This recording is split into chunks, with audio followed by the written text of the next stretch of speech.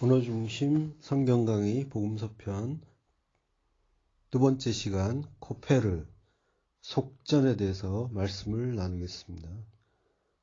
마태복음 17장 24절에서 27절 가버나움에 이르니 반세계를 받는 자들이 베드로에게 나와 가로되 너의 선생이 반세계를 내지 아니하느냐. 가로되 내신다 하고 집에 들어가니 예수께서 먼저 가라사대 시몬아 내 생각은 어떠하뇨. 세상 임금들이 네게 관세와 정세를 받느냐 자기 아들에게냐 타인에게냐. 베드로가 가로되 타인에게니이다. 예수께서 가라사대 그러하면 아들들은 세를 면하리라. 그러나 우리가 저희로 오해케 하지 않기 위하여 내가 바다에 가서 낚시를 던져 먼저 오르는 고기를 가져 입을 열면 돈 한 세겔을 얻을 것이니 가져다가 나와 너를 위하여 주라 하시니라. 아멘.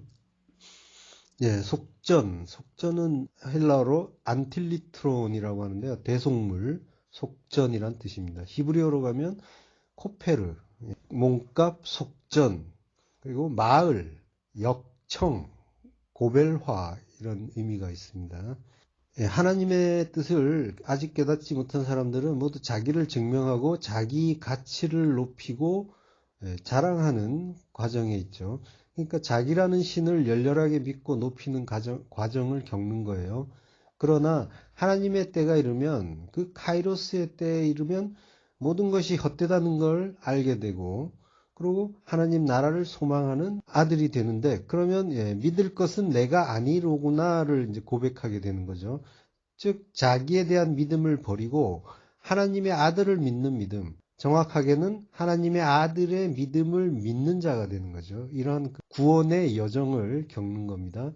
누가복음 15장 16절 그가 돼지 먹는 쥐엄 열매로 배를 채우고자 하되 주는 자가 없는지라. 둘째 아들이 이방 땅에서 재산을 탕진하고 돼지들과 쥐엄 열매의 다툼을 하죠. 그런데 이 세상에서 인간이 얻기 위해 분투하는 모든 것의 성격을 한마디로 정의하면 쥐엄 열매라고 할 수 있죠. 돼지가 먹는 쥐엄 열매. 그 쥐엄 열매는 이제 케라티온이라고 하고요. 그러니까 돼지들이 먹는 양식을 이제 쥐엄 열매라고 할 수 있는 거죠. 진주를 돼지에게 던지지 말라라고 하죠. 진리를 받지 못하는 자를 이제 돼지라고 하는 겁니다. 그들이 좋아하는 양식, 그 엉터리 말씀으로 배를 채우려고 하는 것. 그게 이제 쥐엄 열매에 담긴 의미죠. 근데 그걸로 이제 배를 채운다고 해요. 코일리아, 배인데 자궁이라는 의미도 있어요. 그러니까 자궁이라는 거는 아들이 태어나는 것이죠. 성전을 의미합니다. 신명기 28장 11절을 보면요. 여호와께서 내게 주리라고 내 열조에게 맹세하신 땅에서 내게 복을 주사 내 몸의 소생과 육축의 새끼와 토지의 소산으로 많게 하시며 내 몸의 소생, 내 몸, 베텐 헬라어 이제 코일리아하고 같은 말입니다. 역시 배, 자궁이란 뜻이죠. 그리고 소생은 페리, 열매를 뜻해요. 너의 그 자궁의 열매, 너의 열매인 거죠. 그리고 그 다음에 보면 육축의 새끼인데요. 요거는 페리 베헤마라고 해요. 그 육축의 열매, 베헤마의 열매인 거죠. 그리고 토지의 소산은 페리 아다마, 토지의 또 열매, 내 몸의 열매, 육축의 열매, 그리고 토지의 열매라고 하는 거죠. 이게 다 이스라엘에게 주는 복이라고 하세요. 그런데 이 말씀이 계속 너라는 2인칭 단수, 너에게 주어집니다. 그러니까 이스라엘을 집단적으로 지칭하는 말일 수도 있지만 사실은 또 예수 그리스도에게 주시는 말씀으로 볼 수 있는 거죠. 그러면서 이제 또 그 속에 포함되는 이스라엘, 성도, 나의 이야기로 이제 또 보셔야 되는 거예요. 그러니까 예수님과 나의 이야기인 거예요. 그러니까 내 몸, 내 자궁이라는 건 이제 아들이 태어나는 곳, 성전이고요. 그리고 육축, 베헤마. 그러니까 베헤마는 그 희생 제사에 바쳐지는 제물이죠. 그 토지, 아다마에서 아담이 나오죠. 아담은 또 예수님의 모형이고요. 그러니까 다 예수님 이야기고 내 이야기고 그리고 예수로 인해서 복받고 열매로 맺어지는 우리의 이야기인 거죠. 열매는 항상 예수 그리스도가 맺는 거예요. 그 열매들을 많게 하신다라고 해요. 야타르, 남다, 남기다, 탁월하다. 이게 이제 히필형으로 쓰였어요. 히필형이라는 건 이제 사역 능동형이잖아요. 그러니까 많게 하심으로 많이 열매 맺었다.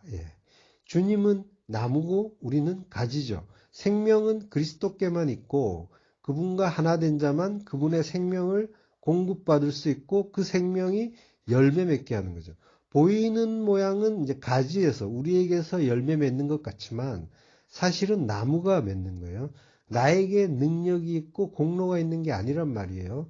그렇지만 그걸 또 나에게 능력이 있다고 하는 자들이 있는 거죠. 공로가 있다라고 하고 이거는 이제 생명이 뭔지 모르는 자들의 오해인 거예요.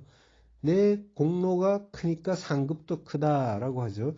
이게 이제 상급론인데 이거는 많이 웃긴 얘기인 거죠. 쥐염 열매로 배를 채우려고 했던 그 둘째 아들을 성경에서 뭐라고 하냐면요. 네오테로스 휘오스라고 해요.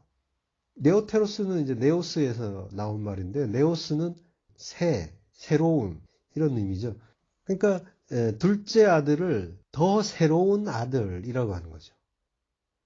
누가복음 15장 24절 이 내 아들은 죽었다가 다시 살아났으며 내가 잃었다가 다시 얻었노라 하니 저희가 즐거워하더라. 죽었다가 부활한 아들이고 잃었다가 아폴림이 멸망시키다. 그러니까 내가 멸망시켰다가 다시 얻은 아들이다 라고 하는 거죠. 이 예수님 이야기잖아요. 그리고 예수님의 뒤를 따르는 본을 따르는 성도의 이야기고요. 하나님이 우리를 예수 안에 넣어서 완전히 죽인 다음에 다시 살리는 거죠. 이게 하나님의 새 창조 사역입니다. 그러니까 하나님의 열심은 쉬지 않고 성도를 죽여 가시는 거예요. 그 열심 덕분에 성도는 자기를 믿고 그리고 자신만만했는데 내가 처한 현실은 돼지우리고 내가 얻고자 분투했던 대상은 쥐염 열매고 결국 나는 거기에 붙잡혀 연연하고 전전긍긍하다가 이렇게 줄여 죽는구나를 깨닫는 거죠. 줄여 죽는구나. 리모스, 배고픔, 기근이에요. 그리고 아폴림이 멸망시키다. 그러니까 기근으로 멸망되는 것이 줄여 죽는 거예요. 그러니까 줄여 죽는 거의 의미는 말씀의 기근으로 멸망한다, 죽는다. 그 이야기 하는 거죠. 이거는 이스라엘이 40년 광야 생활과 같은 이야기예요. 1세대 60만이 죽고, 그리고 2세대 60만, 새 아들, 그 네오스의 아들로 약속의 땅에 들어가는 것. 이게 구원이잖아요. 아폴림이 그 멸망시키다, 파괴하다에 그 해당되는 히브리어가 아바드입니다. 아바드가 멸망하다, 죽다, 사라지다, 소멸하다. 이 아바드를 파자하면 아버지의 집, 하나님의 성전으로 구별된다라는 의미예요. 그러니까 하나님의 성전으로 구별되는 것이 멸망하는 것, 죽는 것이에요. 그러니까 우리는 죽고 멸망해야 되는 거죠. 그리고 그러고 부활해야 되는 것. 이게 이제 진짜 성전이 되는 거죠. 오늘 본문에서 말하는 그 반세겔의 의미도 이 쥐염 열매와 일맥상통하는 이야기예요. 무가치하게 보이는 그 구원의 속전, 곱 모양도 없고 풍채도 없고 흠모할 만한 아름다움도 없고 멸시를 받아서 사람에게 실어버린 바 된 그 메시아, 그 구세주, 고작 반세겔. 이 땅에서 이제 구세주는 고작 반세겔로 보일 뿐이죠. 오늘 본문 24절 가버나움에 이르니 반세겔 받는 자들이 베드로에게 나와 가로되 너의 선생이 반세겔을 내지 아니하느냐라고 하죠. 가버나움은 카페르나움이에요. 가버나움, 카페르나움. 카페르나움은 카파르가 마을이란 뜻이죠. 그리고 나훔, 지금 요걸 이제 카페르나움은 헬라어로 지금 돼 있지만 왜 히브리어로 보면요.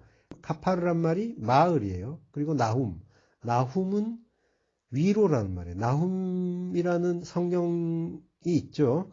이게 이제 선지자 이름이면서 위로라는 뜻이에요.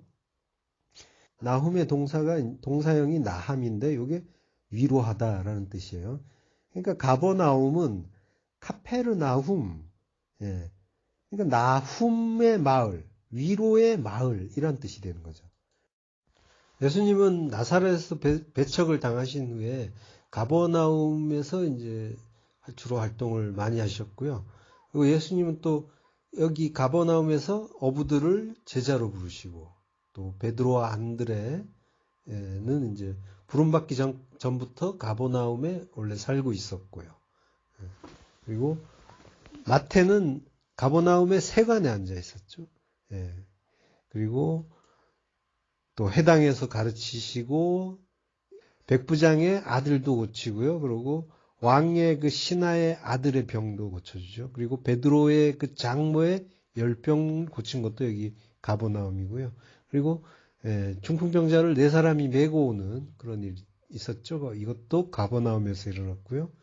예수님이 이제 이곳에서 가버나움에서 많이 가르치고 이적도 많이 행하셨어요. 근데 이 성읍 사람들이 회개하지 않고 폐역했기 때문에 예수님은 이 성읍이 완전히 멸망될 거다라고 예언하셨죠. 마태복음 11장 23절 보면요.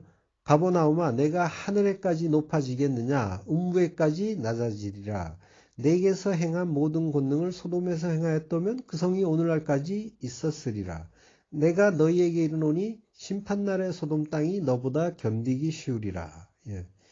그러니까 하나님의 그 위로에 의해서 안식을 얻어야 하는데 자기의 힘과 능력으로 스스로를 위로하는 것이 가버나움에 담긴 의미인 거죠. 스스로의 위로하는 그 마을, 인간의 마을, 위로를 바라는 마을. 그러니까 그 자신의 힘과 능력으로 스스로를 위로하면서 만족하고자 하는 그 인간들의 시도, 나의 시도예요. 내 이야기, 나에게 주시는 말씀이란 말이에요. 그러니까 나의 그 시도는 모두 하나님 앞에서 가증한 것이 되고 그래서 무너지고 멸망할 일인 거예요. 카파르가 이제 마을이죠. 카파르에서 나온 말이 카파르란 동사가 있어요. 덮다, 진정시키다, 화해하다, 속죄하다. 그리고 역청으로 칠하다 라는 뜻이 있어요. 그리고 오늘 제목이 이제 코페르죠. 코페르라는 단어도 여기에서 나왔어요. 코페르가 몸값, 속전, 마을 이런 뜻이 있죠. 그리고 역청이란 말도 있고 고벨화라는 말도 있고요. 그리고 키프르라는 단어. 지금 다 똑같은 자음이 다 똑같아요. 같은 단어라는 거죠. 키프르가 속죄예요. 대속죄일 하면은 이제 욤하 키프루 이렇게 되는 거죠. 욤하 키프루가 이제 대속죄일인 거예요. 반세겔은 디드라크몬이라고 하는데 두 드라크마라는 뜻이에요. 그러니까 반세겔은 이제 성년세를 말하죠. 반세겔 내지 않느냐라고 이제 말했는데 이 반세겔은 성년세를 말해요. 성년세로 반세겔 내는 거는 출애굽 때 하나님이 이스라엘에게 명하신 율법입니다. 출애굽기 3장 12절 내가 이스라엘 자손의 수요를 따라 조사할 때에 여기서 너는 이제 모세예요. 하나님이 모세에게 말씀하시는 거죠. 그 조사받은 각 사람은 그 생명의 속전을 여호와께 드릴지니 이는 계수할 때에 그들 중에 온역이 없게 함이라. 무릇 계수 중에 드는 자마다 성소의 세겔대로 반세겔을 낼지니 한 세겔은 20게라라. 그 반세겔을 여호와께 드릴지며 라고 합니다. 그 생명의 속전이라고 하죠. 그러니까 지금 그 가버나움에서 카페르나움에서 코페르의 이야기를 한단 말이에요. 이게 이제 우연이겠어요? 하나님의 어떤 뜻 가운데서 아주 정교하게 하나님의 어떤 우리에게 주시는 그 가르침이 이제 주어지고 있는 거죠. 그 생명의 속전이라고 하는데 이 생명의 속전, 목숨의 속전을 왜 낸다고 해요? 이는 그 계수할 때 그들 중에 온역이 없게 함이라. 계수할 때 파카드 할 때 온역, 네게프가 없게 하려 한다라고 하죠. 그러니까 속전을 내는 이유는 이스라엘 자손을 계수할 때 재앙이 없게 하려고 한다는 거예요. 그래서 머릿수대로 반세겔씩 낸다라고 하는 거죠. 그러니까 보이는 대로 보면은 이제 이렇게 볼 수가 있는데 이 구절 그 출애굽기 3장 12절을 자세히 보면은 이상한 점을 발견할 수가 있어요. 다시 한번 찬찬히 살펴볼게요. 내가 이스라엘 자손의 수요를 따라 조사할 때에라고 하죠. 여기서 이제 내가는 이제 모세를 말한다고 했죠. 하나님이 모세에게 이렇게 말씀하시는 거죠. 내가 이스라엘 자손에라고 하는데 이스라엘 자손은 복수예요. 그래서 벤의 복수, 벤이 아들이잖아요. 자손. 복수 연계형 벤에가 쓰였어요. 벤의 이스라엘이라고요. 그러니까 이스라엘 자손들이라고 하는데 수효는 로시예요. 머리를 뜻하는 겁니다. 근데 머리는 단수예요. 그러면 지금 이스라엘 자손들의 그 머리는 아닌 거죠. 이스라엘 자손들이 있고 그들을 대표하는 어떤 머리를 얘기하는 거예요. 그걸 따라서 조사할 때라고 하는데 조사한다는 건 이제 파카드죠. 파카드는 세다, 계수하다는 뜻이에요. 이 구절에서는 확실히 이제 그런 뜻으로 보이죠. 머릿수를 계수한다라는 거니까요. 그래서 민수기에 보면은 이제 이스라엘 자손을 계수하잖아요. 그때 이 파카드라는 단어가 많이 써요. 근데 이 파카드가 이외에는 민수기 이외에는 그리고 출애굽기 이외에는 주로 권고하다, 돌보다, 맞다, 수종하다 이런 의미가 있어요. 그러니까 돌보고 섬긴다는 의미인 거죠. 근데 이걸 누가 하는 일이에요? 하나님이 자기 백성에게 하시는 일이죠. 이스라엘 자손을 계수한다는 것도 알고 보면 이제 내 백성, 내 아들로 정한다라는 의미인 거죠. 그러니까 그 수에 들면 구원받은 백성이고 그게 아들이니까요. 계수 중에 드는 자, 파카드에 드는 자, 아바르는 건너가다, 지나가다 이런 뜻이에요. 그러니까 히브리라는 말이 이제 이 아바르에서 나온 말이고요. 그러니까 히브리는 넘어가다, 건너간 자, 넘어간 자가 되는 거죠. 성경에서 항상 하나님의 백성들은 어딘가로 건너가요. 홍해도 건너가고 요단강도 건너가고 광야도 건너가고 광풍이는 디베레아 바다도 건너가죠. 예. 그러니까 계수 중에 드는 자라는 거는 결국 하나님의 그 돌봄을 받고 파카드가 계수하다는 뜻과 함께 돌보다는 뜻도 있잖아요. 그러니까 계수 중에 드는 자라는 말은 하나님의 돌봄을 받고 건너가는 자. 예. 그래서 그 땅, 약속의 땅으로 들어가는 자. 그가 이제 하나님 나라의 백성인 거죠. 근데 이제 우리 성경에서 번역에서 빠진 단어가 있어요. 나사라는 단어인데요. 나사는 들어올리다, 가지고 가다라는 뜻이에요. 예.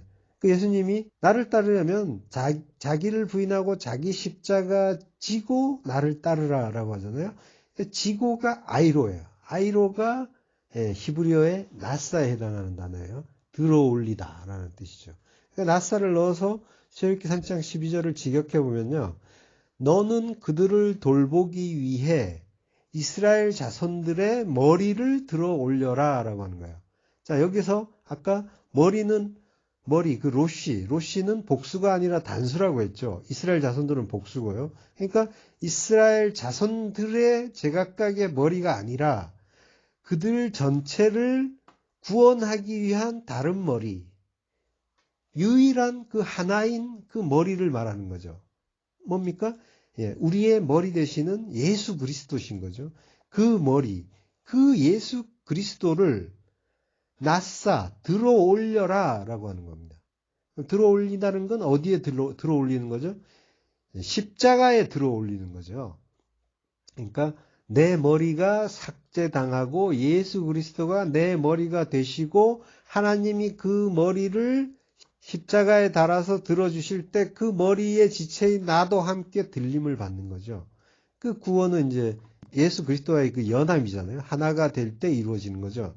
그와 하나 되지 않고 스스로 이제 구원에 이룰 수 있는 길은 없잖아요. 그러니까 하나님이 이제 머리가 되고 꼬리가 되지 않게 하신다라고 하는데 그건 나를 높여주신다는 말이 아니라 우리의 머리를 삭제하고 진짜 머리인 예수가 우리의 머리가 되어야 한다라는 그런 말씀인 거죠. 그러니까 우리의 머리는 잘려야 되는 거죠. 참수당해야 되는 거죠.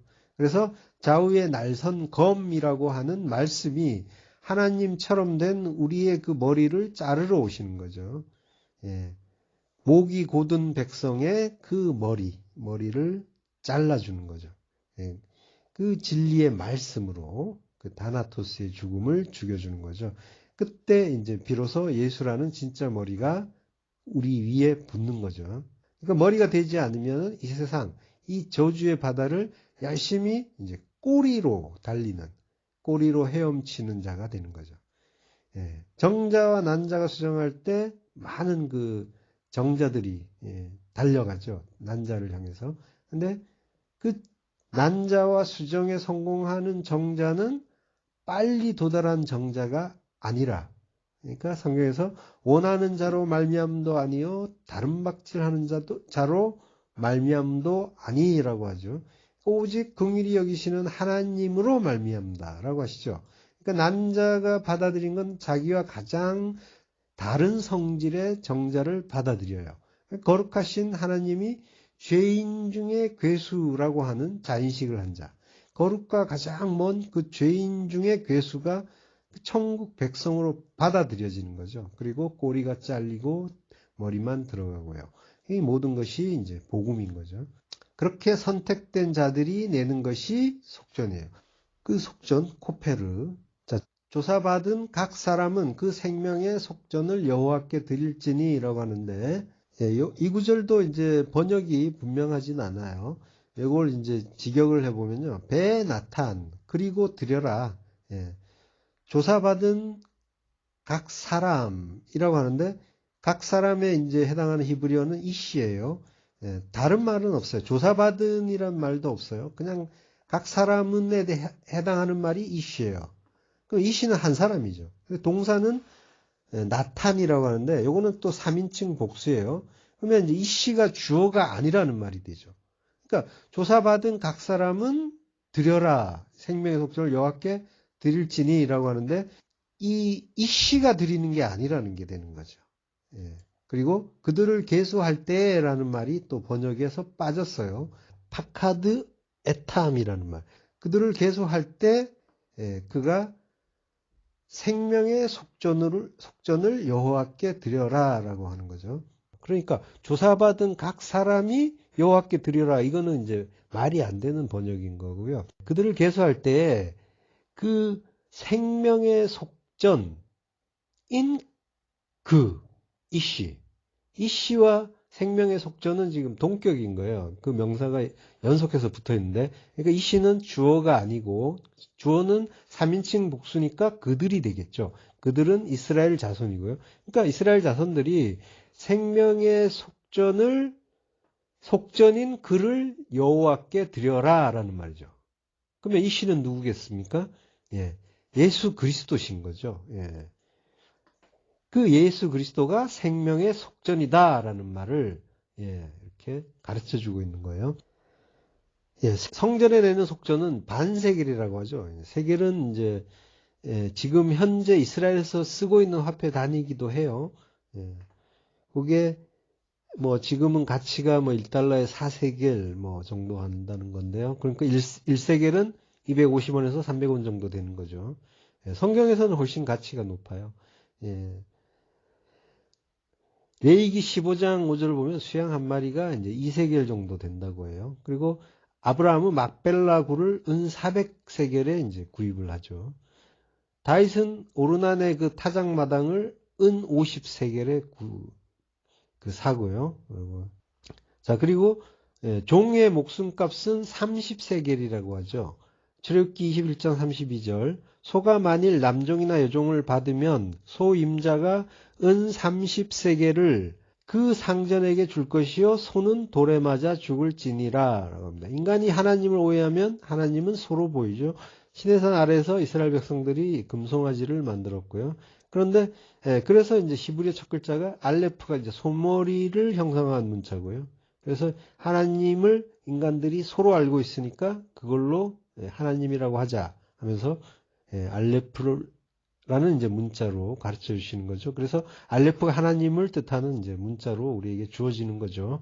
근데 하나님을 오해하면 하나님은 소로 보이는 거예요. 그 오해된 하나님인 소를 오해하면 소는 어떻게 해요? 사람을 들이받아 죽이게 되어 있는 거죠.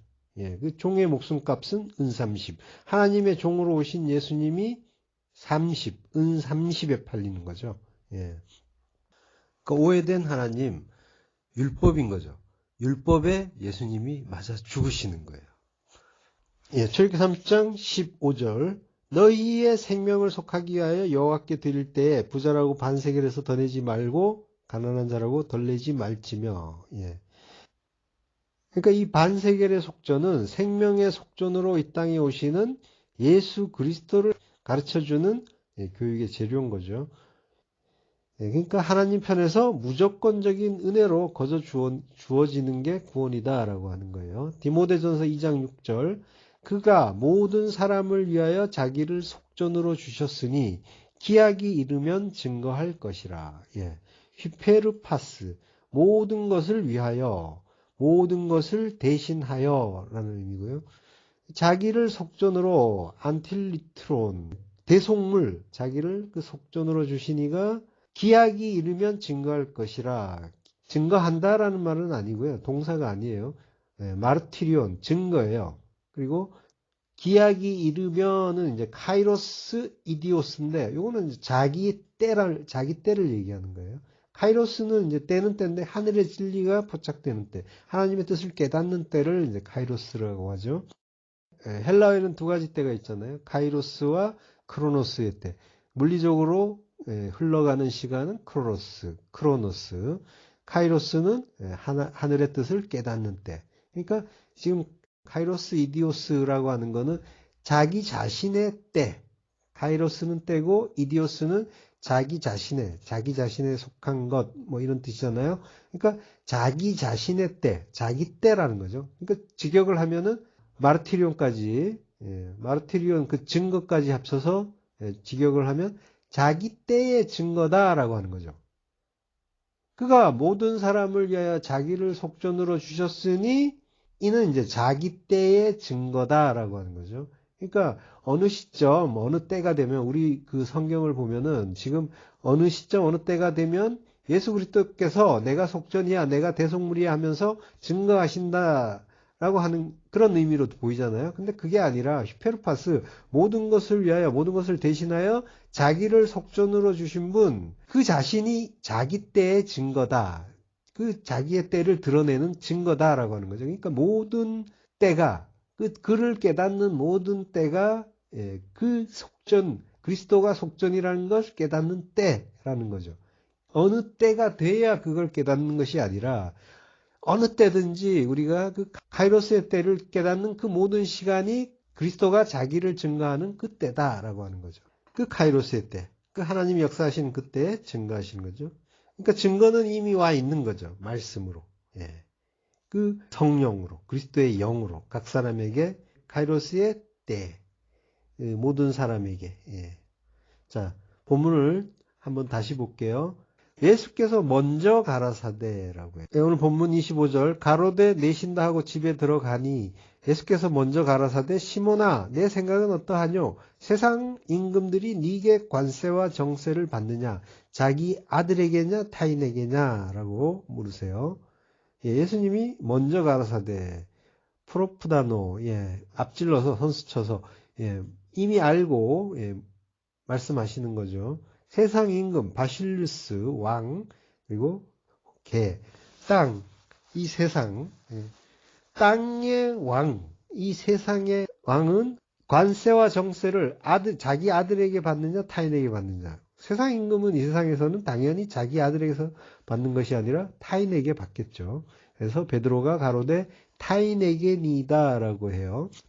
아들은 당연히 이제 면제인 거고요. 그러나 우리가 저희로 오해케 하지 않기 위하여 바다에 가서 낚시를 던져 먼저 오르는 고기를 가져 입을 열면 돈 한 세겔을 얻을 것이니 가져다가 나와 너를 위하여 주라 하시니라. 예수님이 물고기 한 마리를 잡아서 그 입속에 들어있는 한 세겔로 예수님과 베드로의 그 성전세를 내라라고 말씀을 하신 거죠. 오해하지 않기 위해서라는 말은 이제 매 스칸달리죠. 예. 그 실족치 않게 하기 위해서, 실족하지 않게 하기 위해서 그것이 굳이 그 예수님이나 베드로는 아들이니까 낼 필요가 없는데 오해하지 않기 위해서, 실족하지 않기 위해서 내라고 하시는 거죠. 내가 바다에 가서 낚시를 던져서 먼저 오르는 고기를 가져라고 해요. 먼저는 프로토스, 첫째, 최고라는 뜻이고요. 그리고 오르는이라는 말은 아나바이노예요. 아나바이노는 위로 올라가다라는 거죠.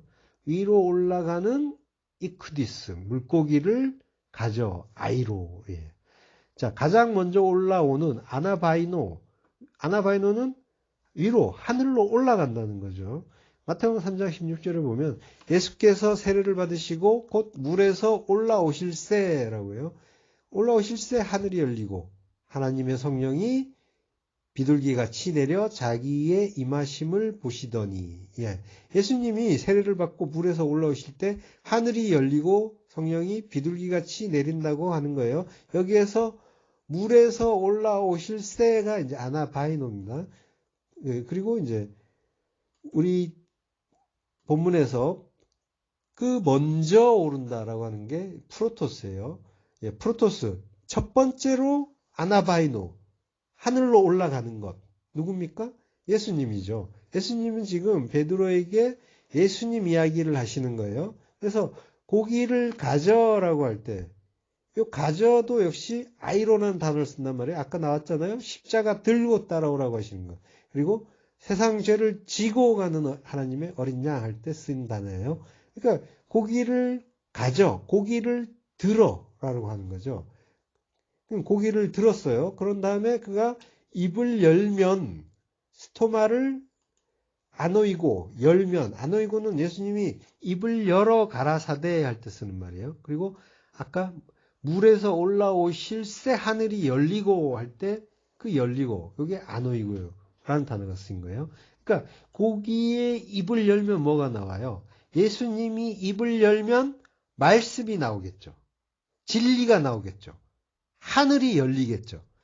그러면 예수님이 입을 열어서 주시는 한 세계는 뭐라는 거예요? 너와 내가 하나 되는 진리, 구원의 복음이라는 거죠. 에베소 2장 14절. 그는 우리의 화평이신지라 둘로 하나를 만드사 중간에 막힌 담을 허시고.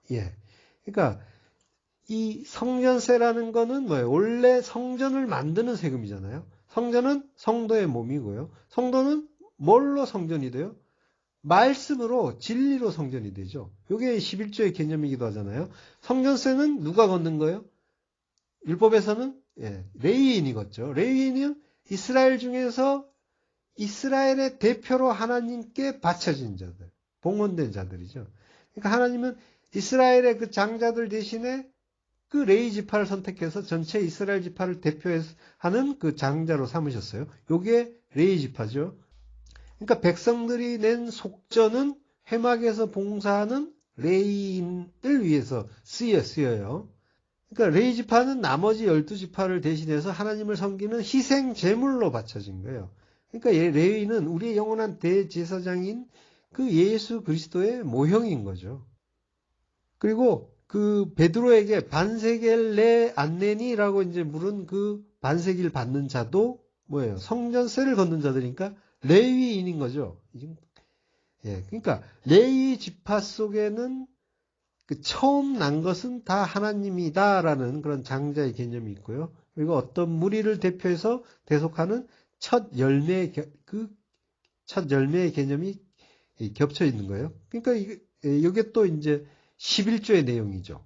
장자와 첫 열매의 개념이 11조의 내용인 거죠. 그러니까 레위 지파는 이스라엘 민족이 그 11조로 하나님께 바쳐진 그런 지파인 거예요. 그러니까 11조라는 거는 그 하나님께 바쳐진 그 대속의 제물인과 동시에 자기가 대표하고 있는 그 사람들의 죄를 대속하는, 그래서 제사를 지내는 제사장의 역할을 동시에 포함하고 있는 거죠. 그러니까 11조 역시 이제 예수 그리스도를 가리키는 복음인 거고요. 레위는 예수 그리스도의 모형인 거고, 그리고 11조 역시 그 약속의 땅에서 하나님께서 주시는 모든 건 하나님의 것이다라는 그런 은혜에 대한 신앙 고백이면서 그 레위인들이 하나님께 구별되어 바쳐지고 그 레위인들의 희생으로 말미암아 온 이스라엘이 복을 받게 된다라는 그 예수 그리스도의 그 희생의 복음이 담긴 내용인 거죠. 자, 그 돈 한 세겔을 예수님이 돈 한 세겔을 얻는다고 해요. 한 세겔은 이제 스타테르라고 하는데요. 요거는 이제 헬라의 화폐 이름이에요. 4드라크마 정도 된다고 합니다. 반 세겔은 이제 디드라크몬, 두 드라크마라고 했죠. 그걸 얻는다, 휴리스코, 찾는다, 발견한다라고 하는 거예요. 예수의 그 십자가 죽음으로 진리가 발견된다라고 하는 거죠. 그걸 가져다가 나와 너를 위하여 주라. 람바노. 가져다가 디도미 주라. 선물로 주라라고 하는 거죠.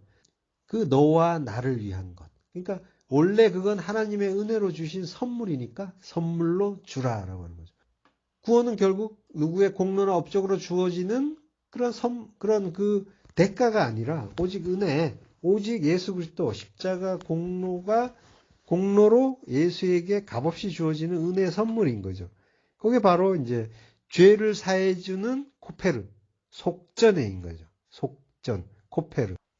호세아 선지자가 은 15, 보리 한 호멜 반 해서 합쳐서 이제 은 30으로 음행한 신부 고멜을 찾아오잖아요. 호세아의 헬라식 이름이 이제 예수고요. 그러니까 호세아 선지자의 그 바람난 부인, 그 고멜은 교회, 우리를 가리키는 거죠. 우리가 음녀예요. 음녀는 포르네라고 하고요. 매춘부 창녀란 뜻이에요. 여리고의 그 기생 라합도 사실은 매춘부 창녀, 포르네였죠. 그러니까 모두가 다 멸망해야 되는 그런 음녀인데, 가늠한 여자들인데 은혜로 구원을 받고 예수님의 조상이 되는 거죠. 우리 이야기하는 거예요.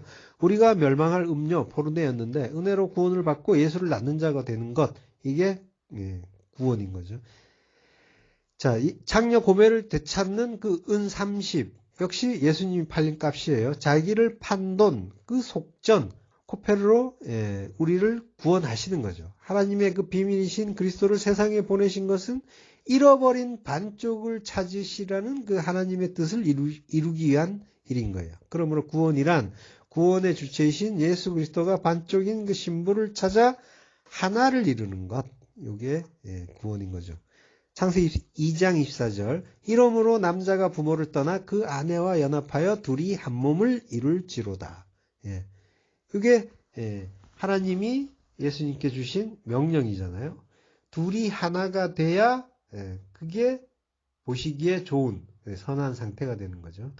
따라서 온전하려면 남자와 여자가 하나가 되는 거죠. 예수 그리스도가 반쪽을 합쳐서 하나를 이루시기 원하시는 그 하나님의 뜻을 이루기 위하여 이 땅에 오신 거고요. 우리의 그 남편, 신랑으로 이 속전이 바로 하나를 이루기 위한 그 소원의 반쪽, 곧 반세겔인 거죠.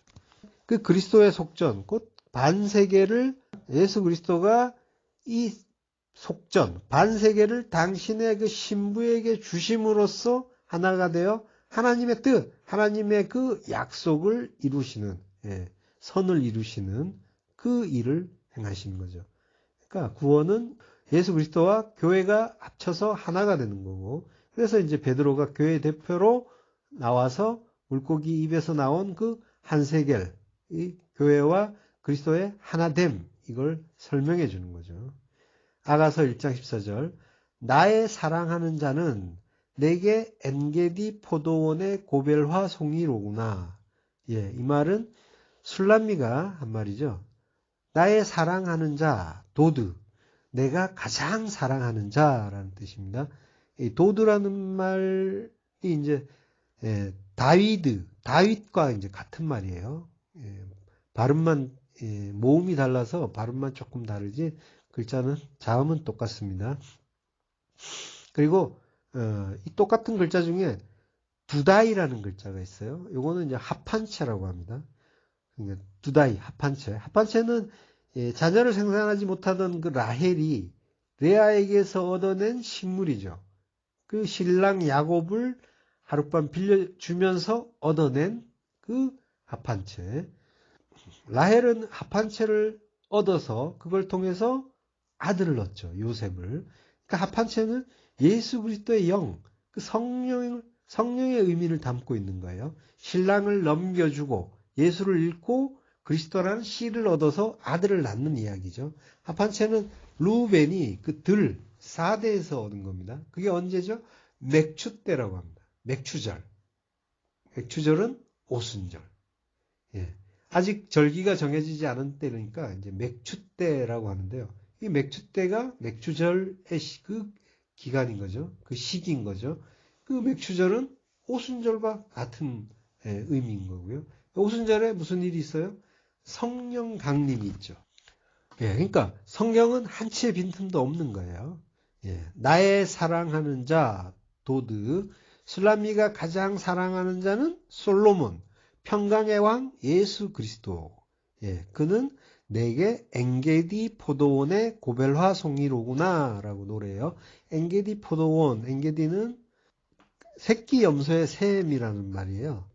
엔게디에서 N은 아인이라는 단어인데요. 이게 눈 또는 샘 이런 뜻이고요. 게디는 이제 새끼 염소. 그래서 합쳐서 새끼 염소의 샘이라는 뜻이 되는 거죠. 그리고 이제 여기는 엔게디는 이제 그 사해의 서쪽에 그 유다 광야를 이제 엔게디 광야라고 하죠. 여기가 이제 다윗이 사울에게 쫓겨서 피신하던 곳이잖아요. 또 거기에 그 굴에서 사울을 죽일 기회가 있었는데 보내주고 한 그런 곳입니다. 그리고 그 엔게디의 포도원 케렘이라고 해요. 그리고 고벨화 송이로구나 라고 하는데 고벨화는 이 고벨화가 코페르예요. 코페르가 몸값, 속전이에요. 예. 그리고 송이는 에시콜, 송이. 예. 자, 고벨화는 봉숭아처럼 이제 손톱 발톱에 이제 물들이는 그런 꽃이라고 해요. 한번 물들이면은 이제 오래 가고 봉숭아보다는 훨씬 오래 가고 향기도 좋다라고 합니다. 예. 그러니까 나의 그 손과 발, 그 모든 것을 아름답게 물들이는 그 예수 그리스도의 은혜, 그 사랑, 이 담긴 그런 의미인 거죠. 그리고 이 에시콜이란 말은 그 민수기에서 보면은 이제 이스라엘의 정탐꾼들이 가서 포도송이를 가지고 오죠. 이 포도송이 민수기 13장 24절 이스라엘 자손이 거기서 포도송이를 벤 고로 그것을 에스골 골짜기라 칭하였더라. 예. 이 포도송이가 에시콜이에요. 에시콜이라는 의미 자체가 이제 또 포도송이라는 뜻이 있어요. 그래서 에시콜을 배웠기 때문에 에스골 골짜기라고 이제 칭하는 거죠. 자, 그러니까 고벨화송이, 코페르 에시콜은 자기 자신을 코페르, 속전으로 죽여서 포도송이, 그 천국 백성을 주렁주렁 열매 맺는 그 엔게디 광야의 그 광야의 꽃, 샤론의 꽃, 예수 그리스도의 그 은혜를 가리키는 표현인 거죠. 바로 그가 우리 술람미들이 가장 사랑하지 않을 수 없는 도드인 거죠. 예, 성경은 내내 하나님이 처음부터 끝까지 홀로 다 이루어 가시는 그 은혜에 대해서 가르쳐 주고 있는 거죠. 어떤 이들은 그게 자존심 상한다고 기분 나빠하기도 하지만 어떤 이들은 그게 너무 감사해서 눈물 흘리며 기뻐하는 거죠. 눈물 나는 감사로 그 은혜를 기뻐하고 감격하시길 축원합니다. 기도하겠습니다. 하나님 은혜를 감사합니다. 우리의 그 속전 되시는 예수 그리스도를 주시고 그와 하나 되어 천국의 아들 삼아 주시니 감사합니다. 모든 것 깨닫고 그것이 너무 감사해서 그 은혜 기뻐하고 날마다 감격하는 자 될 수 있도록 은혜를 내려 주옵소서. 예수 그리스도 이름으로 기도했습니다. 아멘.